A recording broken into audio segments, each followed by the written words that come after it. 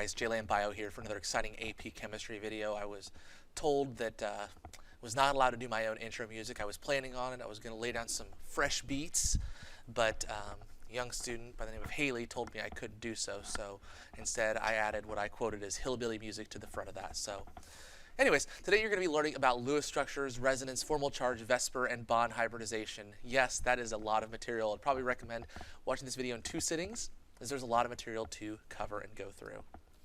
So we have a lot of student learning objectives. As a result of this being a little bit lengthier video, you should be able to draw any Lewis dot structure based on the information that I will give you. You should be able to explain the concept of resonance and how those structures are drawn, calculate formal charge, evaluate limitations to Lewis dot structures.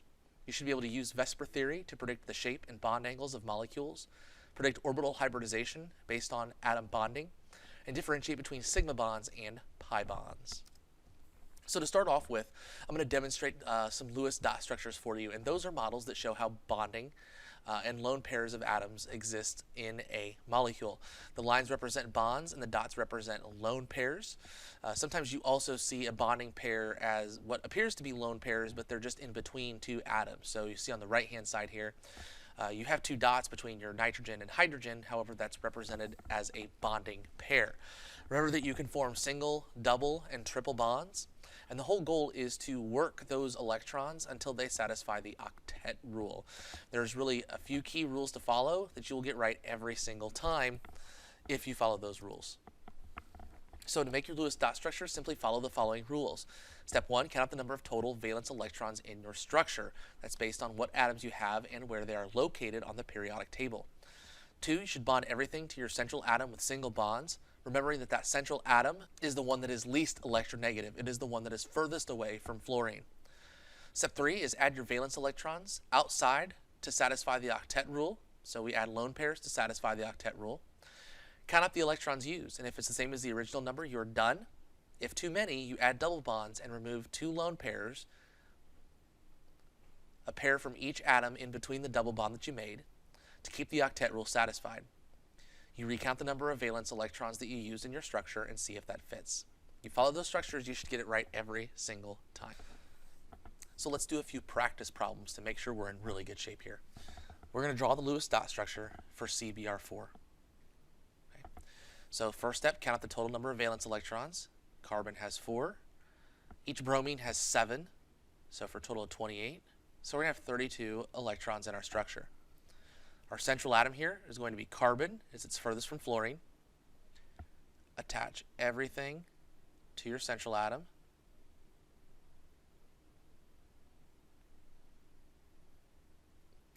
Add lone pairs to satisfy the octet rules. 1, 2, 3, 4, 5, 6. Remember that each bonded pair counts as 2 electrons for both bromine and carbon. So carbon's octet rule is satisfied when we add 6 electrons to the outside of each bromine atom. We've satisfied the octet rule as well. Now count them up and see if we get 32. So 2, 4, 6, 8, 10, 12, 14, 16, 18, 20, 22, 24, 26, 28, 30, 32. So that's your Lewis structure. Okay? Simple enough. Let's do one for HCN. Count out the total number of valence electrons. So we're going to have 1 plus 5 plus 4. So we have 10 valence electrons we're going to use in our structure. Carbon is our central atom, so we're going to single bond our nitrogen and our hydrogen. We're going to add lone pairs to satisfy the octet rule, so we're going to need 4 electrons on carbon, 6 on nitrogen. Count them up, 2, 4, 6, 8, 10, 12, 14. So we have 14 in our structure. That's not going to work. So what we need to do is we need to take away 2 lone pairs, and once we do that, we draw a double bond, just like that. All right, count them up again. 2, 4, 6, 8, 10, 12. So we have 12 this time. Same thing. Now, if it's symmetrical structure, meaning that we had a nitrogen on the other side, we'd add 2 double bonds. But since we can't add a double bond between the hydrogen and carbon because there are no other electrons that hydrogen can share, we create a triple bond between carbon and nitrogen. The reason we remove 2 lone pairs and add a new bond is it takes away 2 electrons from the structure, yet ensures that the octet rule is satisfied. So when we go back and recount, we have 2, 4, 6, 8, 10. Our structure is complete. All right? Last one, Lewis structure for C2Cl4. Now in this instance, finding that central atom is a little bit trickier, but from the looks of it, looks like we're going to have 2 carbons at the center of our molecule and 4 chlorines that are on the outside. So count out the total number of valence electrons. So we got 28 here. We got 8 there. So for a total of 36. Bond everything. So most atoms like to remain symmetrical. So we're going to put 2 chlorines here and 2 chlorines there. Add lone pairs to satisfy your octet rule. So 2, 4, 6, 2, 4, 6, 2, 4, 6, 2, 4, 6, 2, 2. Count up, see if we get 36. So 2, 4, 6, 8, 10, 12, 14, 16, 18, 20, 22, 24, 26, 28, 30, 32, 34, 36, 38 in our structure. We need to remove 2 pairs, remove 2 lone pairs and add a double bond. Halogens are incapable of double bonding, so it's going to be in between your 2 carbons. Also remember that we talked about atoms prefer symmetry. Molecules prefer symmetry as much as possible. So if we go back and recount, we get 36 in our structure, and all our octet rules are satisfied. So life is good, and that is your structure. All right? So again, take some time, practice with these. We'll practice with some in class and ensure that you're in good shape. So now that we know how to appropriately draw Lewis dot structures, the next thing we need to focus on is the geometry of the molecule. In order to understand that, we are going to look at what's called VSEPR Theory, or valence shell electron pair repulsion. This states that molecules will take the shape of the least resistance of their valence shells. What that means is that regions of electron density, such as atoms or lone pairs, are going to repel themselves as much as possible. This results in a variety of unique shapes for molecules. So if you think about it, if you have 2 things attached to a central atom, they're going to repel each other as much as possible. As a result, that forms a straight line where the bond angle would be 180 degrees. If you had 3 things attached to your central atom, then that would result in 120 degrees, Clayton, because 360 divided by 3 is 120. Okay, even the bent molecule is going to have a very similar structure to it, or similar bond angle. But the electrons are actually going to repel the atom slightly more, so the bond is not 120 degrees. It's really more closer to 117 degrees. Tetrahedral is unique. We need to make sure that we remember that molecules are in 3-dimensional shapes. So as a result, tetrahedral is not 90, but rather is 109.5 degrees. They're able to repel themselves a little bit differently. The bond angles are going to be a little bit larger because they're able to repel themselves more in 3-dimensional space. You will need to make sure that you know how to determine the geometry of the molecule. We'll practice with that a lot in class. Let's look at some practice problems just to get going. But before we do that, keep in mind that regions of electron density and lone pairs on your atom determines your geometry. So you need to think, how many regions of electron density, remember that includes atoms and lone pairs, are attached to your atom. This determines your geometry. So you'll need to know these up to tetrahedral. Now, let's look at some practice problems. Oh boy. I'm not leaving the burp in my video. You know how unprofessional that would be? So again, in order to determine the geometry, we need to look at the Lewis structure first. Now what we're going to focus on is regions of electron density. Based on the Lewis structure of the molecule, there are 4 regions of electron density on the carbon atom in CBr4. None of those are lone pairs of electrons. So utilizing my chart, I would recognize, or hopefully you'll have these memorized, is that this structure is tetrahedral.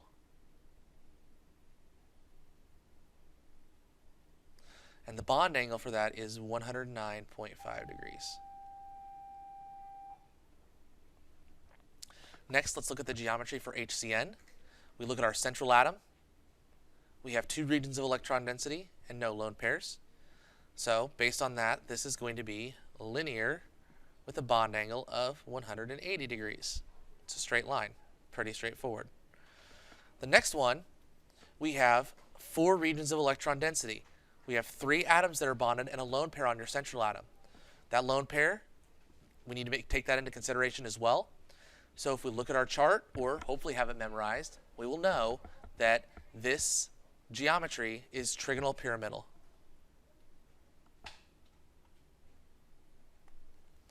Okay. bond angle for that is 107 degrees. Okay. It's interesting to take a look at because CBr4 and NH3 both have the same number of regions of electron density, but because NH3 has that lone pair, that actually pushes the bond angle of these down just slightly, 2.5 degrees to be exact, and that's why this bond angle is a little bit different than this bond angle. All right, so keep that in mind and we'll continue practicing. Something else we need to consider is the concept of resonance structures. Now, something else to also consider is that when we draw Lewis structures with charges, they require brackets and the charge on the outside. So the example down here below is a carbonate ion, CO3, 2-. If you do have a Lewis structure that does have a charge associated with it, you do need to include the brackets in that, and then the charge on the outside. Also keep in mind that that charge indicates additional or fewer electrons. So if it's a -2 charge, I'm going to have to add 2 electrons to my total number of valence electrons in my structure. Also, if I have a positive charge like NH4+, then I'm going to have to take away an electron from my Lewis structure. So keep those things in mind. Now, when we look at a resonance structure, this is a structure that can have more than one orientation of the double bond in a Lewis structure. In this case, that double bond can be moved. When a resonance structure is possible, it is important that you write all of the possible resonance structures that exist. So that double bond needs to rotate. So in this example here, there's one place for that double bond, but that double bond can be in 3 locations and still be the same molecule. Okay, so that double bond would rotate from bottom left to top to bottom right. So just keep in mind that if you do have that, you do need to write all those resonance structures that are possible. Something else we need to consider is calculating the formal charge, because the formal charge lets you know which configuration of a Lewis structure is most stable. To calculate the formal charge, that is equal to the number of valence electrons, and then we're going to subtract the difference between lone pairs and half of your bonded electrons. Calculate for each atom and then add all of them together, and a formal charge of 0 is ideal. Okay. Anytime we get any extra numbers that are on there, it can be a little convoluted. So if you want to always double check and make sure the Lewis structure is right, because sometimes they can be a bit confusing, you need to take a look at the formal charge. Calculating the formal charge is really important to determine which orientation of a Lewis structure is actually correct. So let's start by taking a look at hydrogen. Okay. And hydrogen has 1 valence electron. We're going to subtract the number of lone pairs it has, which is 0, and then half the number of bonded electrons. So that would be 2 over 2, okay, because it's times a half. So as a result here, what we get is 0. Awesome. How about carbon? 4 valence electrons, no lone pairs, and then we're going to has 8 electrons that are bonded. Divide by 2. 4 minus 0 minus 8 over 2 is 0.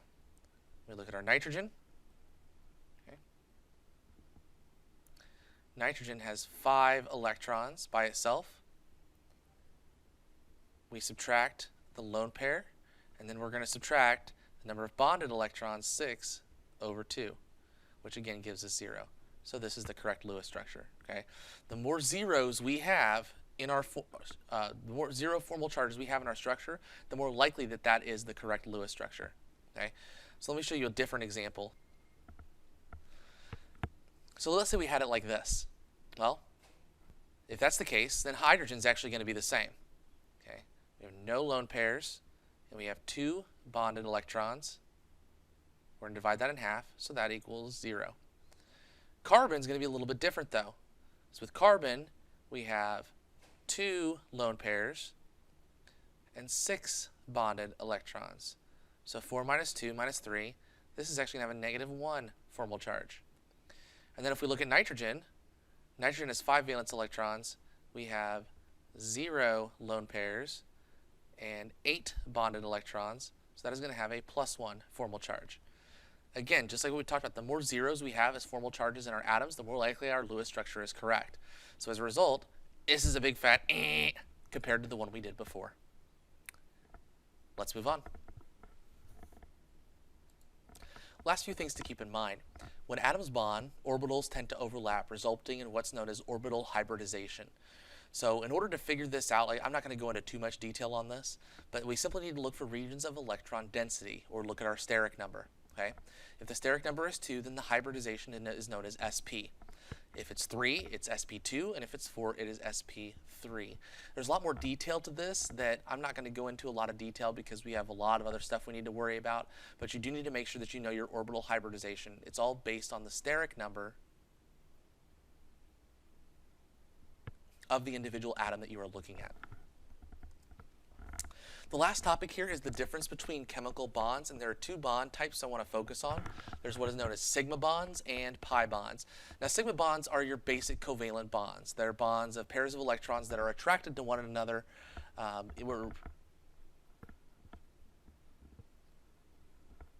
Just think of sigma bonding as your basic single covalent bond. Now, things double and triple bond through the sharing of electrons through what are known as pi bonds. They're due to overlapping orbitals that are perpendicular to the bond direction. So if we look on the left-hand side here, the p orbitals that are facing up and the p orbitals that are facing to the side are all perpendicular to the actual chemical bond of the purple orbitals. Those purple orbitals are going to make your sigma bond. The blue orbitals and the green orbitals are going to overlap to make your pi bonds. So in this instance, a single bond will just have a sigma bond. That's all there is to it. A double bond has 1 sigma and 1 pi bond, and a triple bond has 1 sigma and 2 pi bonds. So it may ask you how many sigma or pi bonds are here. You just focus on whether it's single, double, or triple. If it's single, it just has 1 sigma, double, 1 sigma, 2 pi, triple, 1 sigma, 3 pi. Pretty straightforward there. I know there were a lot of student learning objectives in that video, but you should be able to draw any Lewis structure, explain the concept of resonance, calculate formal charge, use VSEPR theory, know about orbital hybridization, and differentiate between sigma and pi bonds. I know it's a lot, but I know you guys can handle this. You guys have been rock stars so far. So if you guys have any questions at all, make sure that you ask and let me know, and we will talk to you guys next time. Have a great day. We will talk to you later. Bye-bye.